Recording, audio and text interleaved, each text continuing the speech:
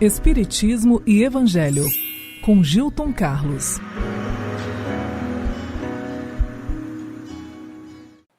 Qual a origem dos sonhos e do sono? O que acontece quando dormimos? É necessário algum preparo para a hora do sono? É o que vamos abordar a partir de agora. Eu sou o Gilton Carlos, aqui no Espiritismo e Evangelho, onde nós falamos a você que gosta das ideias espíritas, dos temas de interesse da alma humana e sempre do Evangelho de Jesus. Hoje, vamos falar nesse episódio sobre o momento de dormir, por um quarto de hora. Lá no Evangelho segundo o Espiritismo, no capítulo 28, o último capítulo do Evangelho, a parte onde há a coletânea de preces espíritas, e um dos trechos fala sobre esse momento de dormir, no qual os espíritos afirmam que o sono tem a finalidade única de repouso do corpo. Mas o espírito não tem essa necessidade. Enquanto os sentidos físicos nossos vão ficando entorpecidos, a alma se desprende, em parte, obviamente, e então toma plenamente as suas faculdades de espírito. O sono, ele existe para a recuperação das forças orgânicas, é aquele descanso, e também para a reparação das forças morais. Enquanto o corpo, no sono, vai recuperando os elementos que ele perdeu pela atividade do dia a dia, aquela recuperação das energias, o espírito, por sua vez, vai ter com outros espíritos, se encontrar com outros espíritos.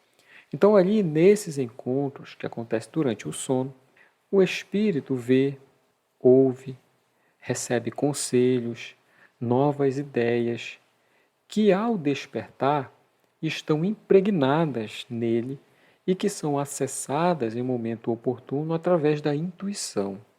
O que os espíritos chamam desse processo é como uma volta temporária do exilado à sua verdadeira pátria. Dizem assim, é o prisioneiro, falando do espírito, que é restituído por alguns momentos à sua liberdade. Eu quero destacar dessas duas partes em que ele fala do exilado, do prisioneiro, porque tem um trecho no Evangelho de Jesus, está em Mateus, vou falar para vocês, em Mateus capítulo 5 e 25. É naquele trecho em que Jesus diz assim: "Sê benevolente depressa com o teu adversário, enquanto estás no caminho com ele, para que o adversário não te entregue ao juiz, e o juiz não te entregue ao oficial, e sejas lançado na prisão." Esse trecho aqui ele é muito interessante porque a mesma palavra que os espíritos utilizam, Jesus utilizou aqui no Evangelho de Mateus. Aqui, obviamente, que ele não está falando da justiça humana como nós entendemos, mas do espírito. Então, para o espírito ser lançado na prisão, que é onde ele resgata as suas penas, é estar encarnado. Então, quando no momento do sono há liberdade temporária, eles dizem que o prisioneiro está restituído momentaneamente à sua liberdade. Da mesma forma que acontece com uma pessoa que está presa, mal, uma pessoa má presa, acontece também que o espírito, nesses momentos de liberdade, ele nem sempre aproveita isso para o seu adiantamento, para crescer. Se é um espírito de uma pessoa que tem maus instintos, em vez dele, e gosta disso, em vez dele procurar a companhia dos bons, ele busca a companhia daqueles que são iguais a ele. E vai visitar lugares onde ele possa dar vazão às suas inclinações, os seus costumes, os seus vícios, muitas vezes. Então, o que os espíritos recomendam aqui? Eleve o seu pensamento, todo aquele que entende essa verdade.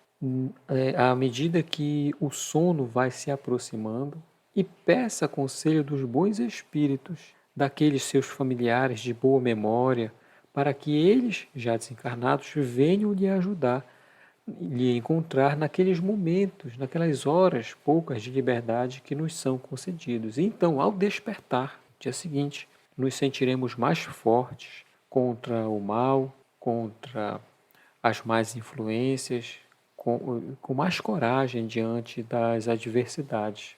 No outro livro, no Livro dos Espíritos, há um trecho também especial que Kardec e os Espíritos abordam acerca do sono e dos sonhos.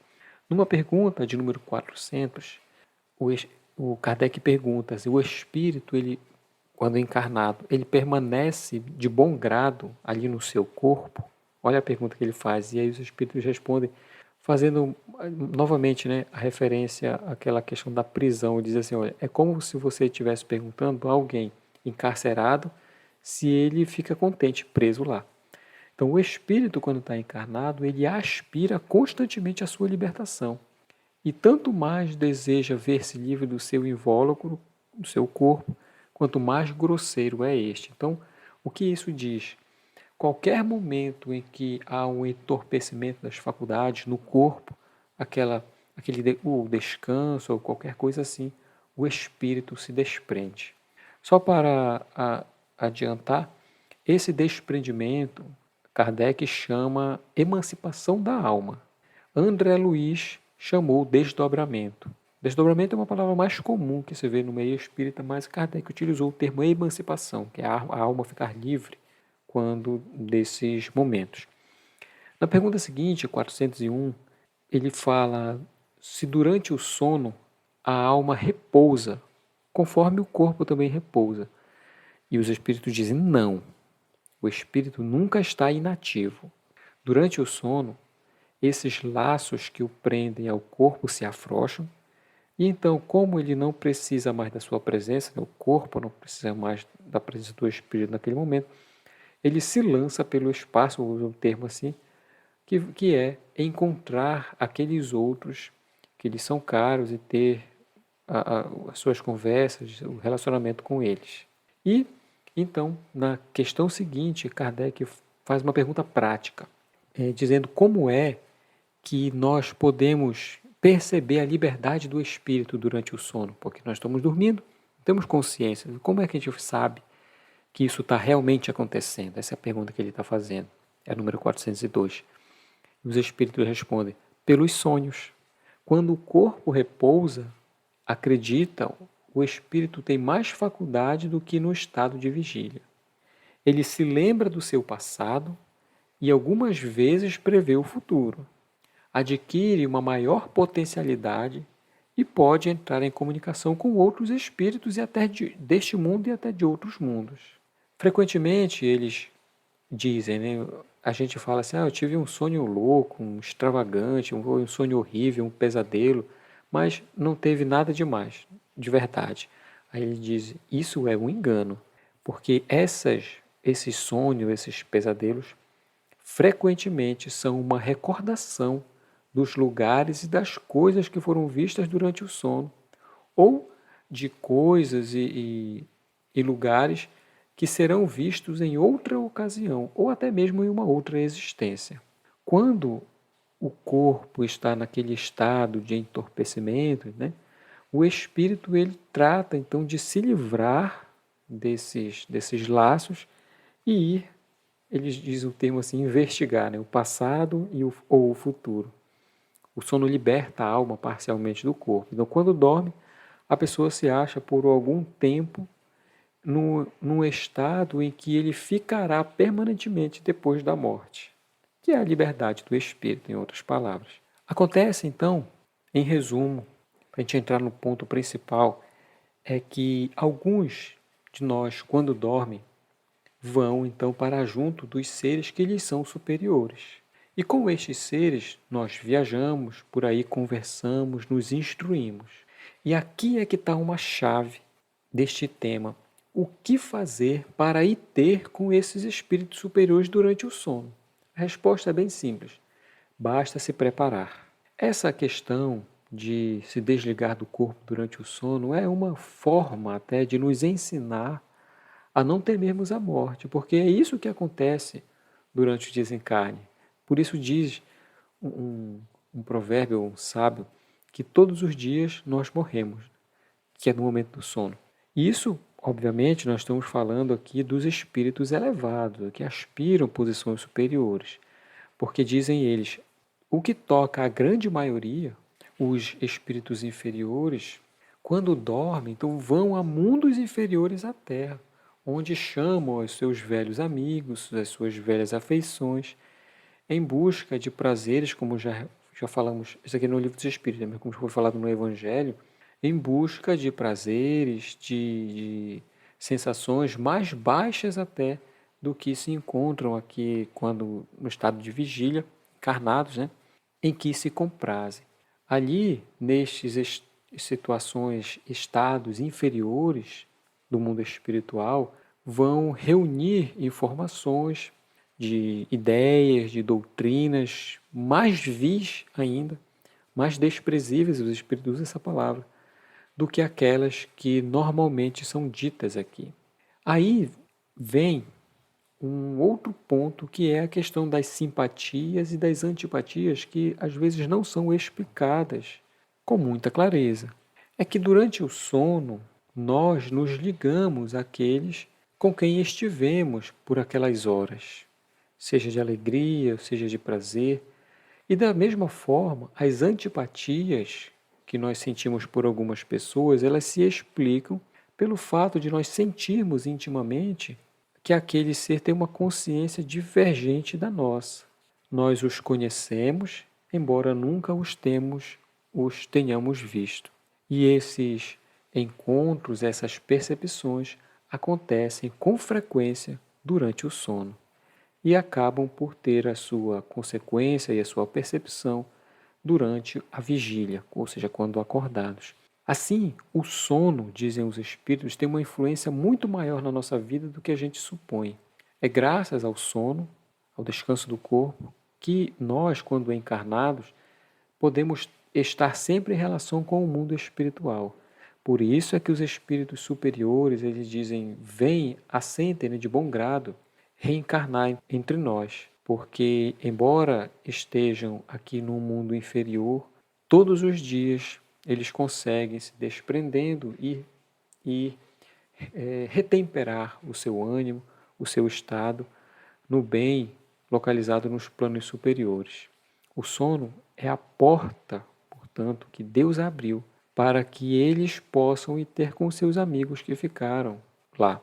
É como se fosse aquele recreio depois do estudo, depois do trabalho, enquanto, obviamente, esperam aquela grande e definitiva libertação através da reencarnação que vai restituir, então, cada um à sua posição original.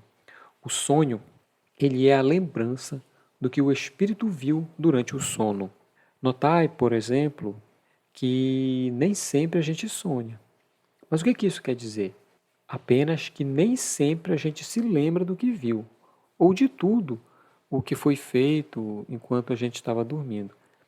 É porque os espíritos explicam isso, que nós não temos ainda a alma em pleno desenvolvimento das suas faculdades para conseguir captar e reter tudo isso. Muitas vezes apenas fica uma lembrança vaga, uma ideia daquele momento em que nós experimentamos durante o sono.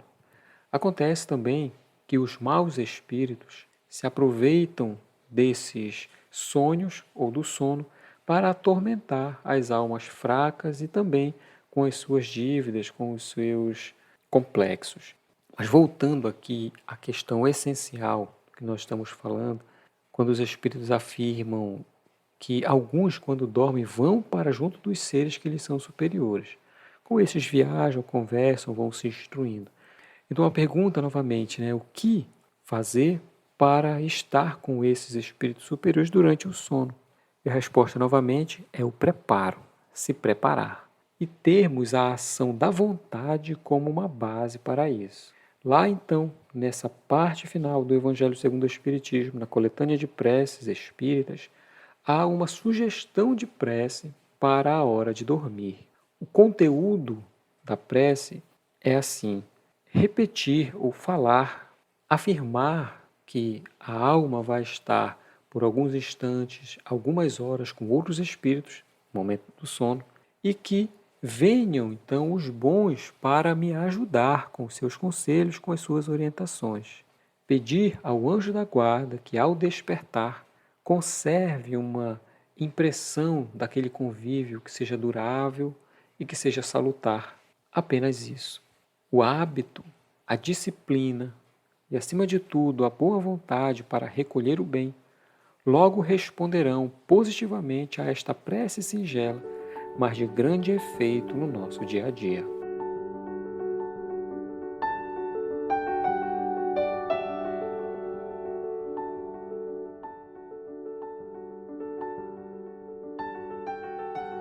Gente, muito obrigado por esses minutos. Eu espero vocês no próximo episódio.